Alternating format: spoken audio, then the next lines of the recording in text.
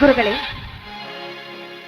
ಆ ಕಲ್ಮಠದ ಗುರುಸಿದ್ದೇಶನ ದಯದಿಂದ ಹಾಗೂ ನಮ್ಮ ವೀರ ಶೂರ ಸೈನಿಕರ ಬಲದಿಂದ ನಮ್ಮ ಮೇಲೆ ದಂಡೆತ್ತಿ ಬಂದ ಆ ಠಾಕ್ರೆಯ ರುಂಡವನ್ನೇ ಚೆಂಡಾಡಿ ಈ ಕಿತ್ತೂರಿಗೆ ವಿಜಯ ಪತಾಕೆಯನ್ನು ಹಾರಿಸಿದ್ದೀವಿ. ಇದಕ್ಕೆ ಈ ಸಭಿಕರೆಲ್ಲರಿಗೂ ನನ್ನ ಮನಸ್ಪೂರ್ವಕವಾದ ಧನ್ಯವಾದಗಳು ಗುರುದೇವ.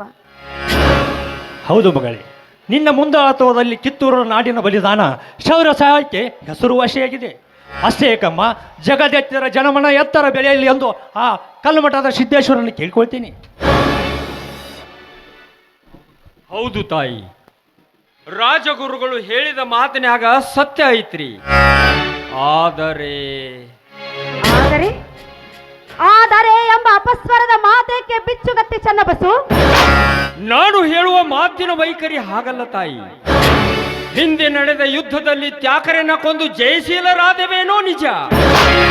ಆದರೆ ಈಗ ಹೊಸದಾಗಿ ಬಂದಿರುವ ಕಲೆಕ್ಟರ್ ಚಾಪ್ಲೇನ್ ಗುಳ್ಳೆ ನರಿ ಬುದ್ಧಿ ಉಳ್ಳವನಂತೆ. ಈಗ ನಾವು ತುಂಬಾ ವಿಚಾರ ಮಾಡಿ ಮುನ್ನುಗ್ಗಬೇಕು ತಾಯಿ.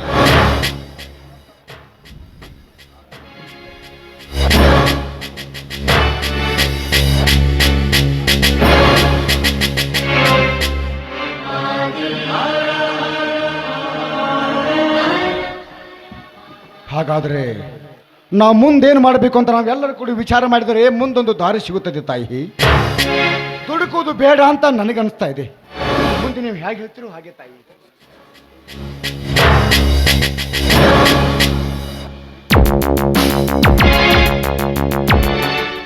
ಮಹಾರಾಣಿಯವರೇ, ಹೊಸದಾಗಿ ಬಂದ ಕಲೆಕ್ಟರ್ ಚಾಪ್ಲಿನ್ ಸಾಹೇಬರು ನಿಮ್ಮನ್ನು ಕಾಣಬೇಕು ಅಂತ ಬಂದಿದ್ದಾರೆ. ಒಳಗಡೆ ಆಗಬಹುದು, ಕಳಿಸಿಕೊಡಿ ಅವರನ್ನ.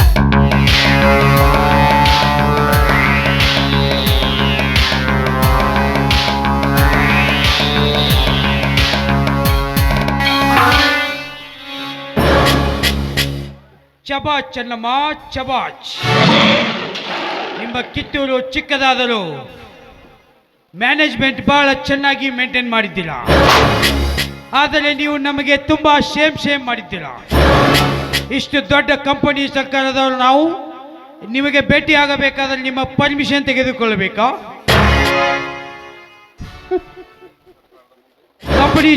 ನಮ್ಮ ಕಂಪನಿ ಸರ್ಕಾರದ ಮುಂದೆ ನಿಮ್ಮ ಕಿತ್ತೂರು ಯಾವ ಲೆಕ್ಕಕ್ಕೂ ಅಲ್ಲ.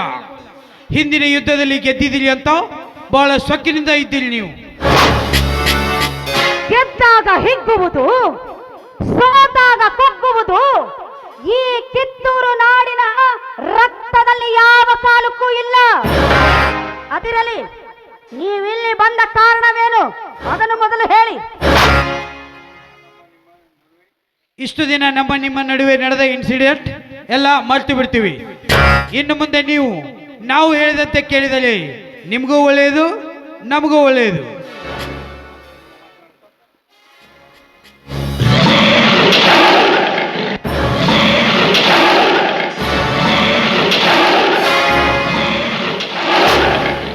ನಿಮ್ಮ ಮಾತಿನ ಅರ್ಥ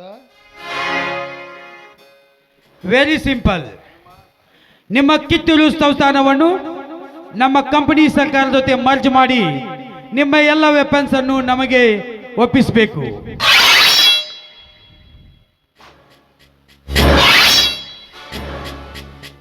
ಕೆಂಪು ಮುಸುಡಿಯ ಕೋತಿ, ಕಿತ್ತೂರು ಗಾತ್ರದಲ್ಲಿ ಇದ್ದ ಚಿಕ್ಕದಿದ್ದ ಮಾತ್ರಕ್ಕೆ ಯಾವತ್ತೂ ಸೋಲೊಪ್ಪಿಕೊಳ್ಳುವುದಿಲ್ಲ. ನಾವು ಸೋತು ನಿಮಗೆ ಶರಣಾಗಬೇಕೆ? ನಮ್ಮ ಅಸ್ತ್ರಗಳನ್ನು ನಿಮ್ಮ ಪಾದಕ್ಕೆ ಅರ್ಪಿಸಬೇಕೆ? ಎಂದಿಗೂ ಸಾಧ್ಯವಿಲ್ಲ. ನೋಡಿ, ನಾನು ಇಲ್ಲಿ ಜಾಸ್ತಿ ಮಾತನಾಡಲು ಬಂದಿಲ್ಲ. ನಿಮಗೆ ನಮ್ಮ ಮಾತಿನ ಜೊತೆಗೆ ಒಪ್ಪಂದ ಮಾಡಿಕೊಂಡು ನಮಗೆ ಶರಣಾಗದಿದ್ರೆ 24 hours ಟೈಮ್ ಕೊಡ್ತೀನಿ. ಇಲ್ಲ ನಮ್ಮ ಜೊತೆ ಯುದ್ಧ ಮಾಡ್ತೀನಿ ಅಂದ್ರೆ 24 minutes ಟೈಮ್ ಕೊಡ್ತೀನಿ. ನಮ್ಮ ಕಡೆ 2 ಆಪ್ಷನ್ಗೂ ನಾವು ರೆಡಿಯಾಗಿ ಬಂದಿದ್ದೇವೆ. ನಿಮ್ಮ ಉತ್ತರಕ್ಕಾಗಿ ಹೊರಗಡೆ ಕಾಯ್ತೀವಿ. ನೀವು ಈಗಲೇ ಯುದ್ಧಕ್ಕೆ ಬರ್ತೀನಿ ಅಂದರು we are ready. Good bye.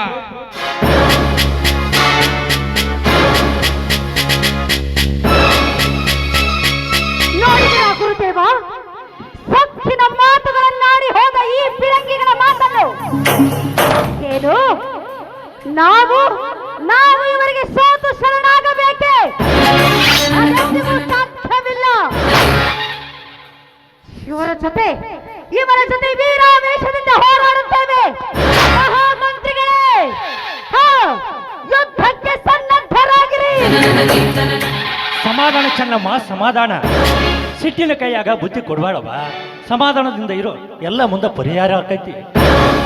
ಗುರುದೇವ, ಆ ವೈರಿಯೇ ಬಂದು ಯುದ್ಧ ಮಾಡುತ್ತೇನೆಂದು ಸೊಕ್ಕಿನಿಂದ ಹೇಳಿ ಹೋದಾಗ ಸುಮ್ಮನೆ ಕುಳಿತುಕೊಳ್ಳಿ ಎಂದು ಹೇಳುತ್ತೀರಾ? ಹೌದು ಗುರುದೇವ, ವೈರಿಯೇ ನಮ್ಮ ಅರಮನೆಯ ಬಾಗಿಲಿಗೆ ಬಂದು ಯುದ್ಧೋತ್ಸಾಹವನ್ನು ತೋರಿದಾಗ ಕೈ ಕಟ್ಟಿ ಕುಳಿತುಕೊಳ್ಳಲು ನಾವೇನು ಷಂಡರಲ್ಲ. ನಮ್ಮ ತಂದೆ ತಾಯಿಗಳು ನಮ್ಮನ್ನು ನಮ್ಮ ಶೂರತ್ವವನ್ನ, ಪೌರುಷತ್ವವನ್ನ ಆ ಭಿಕಾರಿಗಳಿಗೆ ತೋರಿಸಬೇಕಲ್ಲವೇ? ಯಾಕೆ ಗುರುದೇವ, ಯಾಕೆ ಈ ನಿಮ್ಮ ಮೌನ ನಮ್ಮನ್ನು ಕಟ್ಟಿ ಹಾಕುತ್ತಿದೆ? ನಿಮ್ಮ ಕಣ್ಣ ಸನ್ನೆಯೊಂದೇ ಸಾಕು. ಅದಕ್ಕಾಗಿ ಇಡೀ ಸಭೆಯೇ ಬಕಪಕ್ಷಿಯಂತೆ ಕಾಯುತ್ತಿದೆ ಗುರುದೇವ, ಬಕಪಕ್ಷಿಯಂತೆ ಕಾಯುತ್ತಿದೆ. ಶಾಂತಿ ರಾಯಣ್ಣ, ಶಾಂತಿ. ನಿಮ್ಮೆಲ್ಲರ ವಿಜಯೋತ್ಸವ ನನಗೆ ಒಳ್ಳೇದಾಕೈತಿ ಅಂದ್ರೆ ಆ ಕಲ್ಲು ಮಠದ ಸಿದ್ದೇಶ್ವರನ ದಯೆ ಹೇಗಿದೆ ಹಾಗೆ ಆಗಲಿ. ಆ ಕೆಂಪು ಮುಸುಡಿಯ ಪುಣ್ಯಗಳು ನಮಗೆ ನಮಗೆ ತಾಸಿನ ಗಡುವು ನೀಡುವರೆ.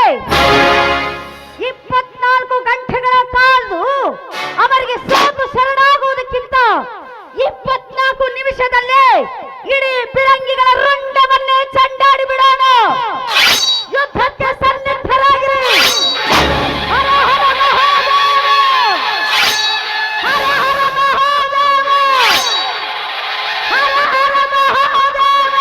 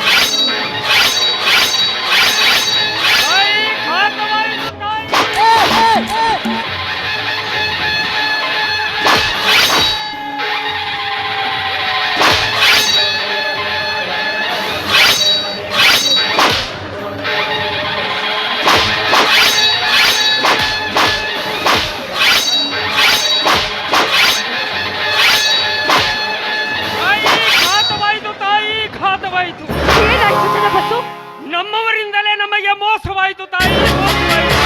ಅಂದ್ರೆ ಮದ್ದು ಗುಂಡಿನ ಉಗ್ರಾಣದಲ್ಲಿ ಯಾರೋ ದುಷ್ಕರ್ಮಿಗಳು ಸಗಣಿ ನೀರು ಬೆರೆಸಿ ನಮ್ಮ ಆಟ ಸಾಗದಂತೆ ಮಾಡಿದ್ದಾರೆ. ನಮ್ಮ ಹಾರುತ್ತಿಲ್ಲ, ಮದ್ದು ಗುಂಡಗಳು ಸಿಡಿಯುತ್ತಿಲ್ಲ ತಾಯಿ, ಸಿಡಿಯುತ್ತಿಲ್ಲ. ತಾಯಿ ಜಗನ್ಮಾತೆ, ನೋಡಿದೆಯಾ ಇಂಥ ನೀಚ ಕೃತ್ಯ, ಮಕ್ಕಳ ಪಾಪಿನೆಯ ಕೃತ್ಯವನ್ನು? ಎಂಥ ಮಕ್ಕಳಿಗೆ ನೀನು ಜನ್ಮ ಕೊಡುವ ಬದಲು ಬಂಜೆಯಾಗಿದ್ದರೆ ಅದೆಷ್ಟೋ ಒಳಿತಿರುತ್ತಿತ್ತು, ಅದೆಷ್ಟೋ ಒಳಿತಿರುತ್ತಿತ್ತು.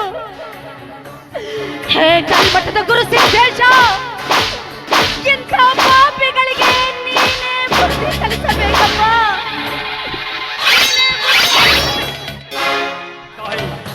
ಬರಬರುತ್ತಾ ಬ್ರಿಟಿಷ್ ಸೈನಿಕರ ಸಂಖ್ಯೆ ಹೆಚ್ಚಾಗುತ್ತದೆ. ತಾವು ದಯಮಾಡಿ ಸುರಂಗದ ಮಾರ್ಗದ ಮೂಲಕ ಸುರಕ್ಷಿತ ಸ್ಥಳಕ್ಕೆ ತೆರಳುವುದು ಒಳ್ಳೆಯದು ತಾಯಿ, ಒಳ್ಳೆಯದು. ಏನಂತೆ ಚಂದ್ರಬಸು, ನನ್ನ ಮಕ್ಕಳನ್ನು ರಣರಂಗದಲ್ಲಿ ಬಿಟ್ಟು ಹೇಡಿಯ ಹಾಗೆ ಇಲ್ಲಿಂದ ಓಡಿ ಹೋಗು ಅಂತ ಹೇಳ್ತೀಯ? ಇಲ್ಲ, ಹೋರಾಡಿ ಈ ಜೀವದಲ್ಲಿ ಕೊನೆ ಉಸಿರು ಇರೋವರೆಗೂ ಒಬ್ಬೊಬ್ಬರ ರಕ್ತವನ್ನು ನೆಲಕ್ಕೆ ಚೆಲ್ಲಿ ಹೋರಾಡಿ.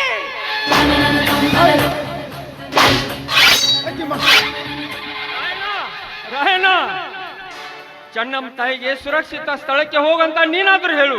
ನಾನಷ್ಟು ತಾಯಿಗೆ ಹೇಳಿದ್ರು ಕೇಳ್ತಾ ಇಲ್ಲ. ದಯವಿಟ್ಟು ಅವಳನ್ನ ಕಳಿಸು, ಅರಮನೆಗೆ ಕಳುಹಿಸು. ತಾಯಿ, ಇದು ಯುದ್ಧ ಮಾಡುವ ಸಮಯವಲ್ಲ. ನಾಡ ರಕ್ಷಣೆ ಹೇಗೋ ನಮಗೆ ನಾಡ ತಾಯಿಯ ರಕ್ಷಣೆ ಕೂಡ ಅಷ್ಟೇ ಮುಖ್ಯವಾದದ್ದು. ದಯಮಾಡಿ ನಿಮ್ಮಲ್ಲಿ ಕೈ ಮುಗಿದು ಕೇಳ್ಕೊಳ್ತೀನಿ, ಸುರಂಗ ಮಾರ್ಗವಾಗಿ ಅರಮನೆ ಸೇರಿಕೊಳ್ಳಿ. ಏನಂತೆ ರಾಯಣ್ಣ? ನಾನು ಈ ಯುದ್ಧ ಭೂಮಿಯನ್ನು ಬಿಟ್ಟು ಓಡಿ ಹೋಗಬೇಕೆ? ಇಲ್ಲ, ಅದೆಂದಿಗೂ ಸಾಧ್ಯವಿಲ್ಲ. ತಾಯಿ, ನಿಮ್ಮ ವೀರತ್ವದಲ್ಲಿ ಯಾವುದೇ ಸಂಶಯವಿಲ್ಲ. ಆದರೆ ಸಮಯ ಸದಾವಕಾಶ ನೋಡಿಕೊಂಡು ಕಾಪಾಡಿಕೊಳ್ಳಬೇಕಾದದ್ದು ನಮ್ಮ ಧರ್ಮ. ದಯವಿಟ್ಟು ನಿಮ್ಮಲ್ಲಿ ಕೈ ಮುಗಿದು ಕೇಳ್ಕೊಳ್ತೀನಿ, ಇಲ್ಲ ಅಂದ್ರೆ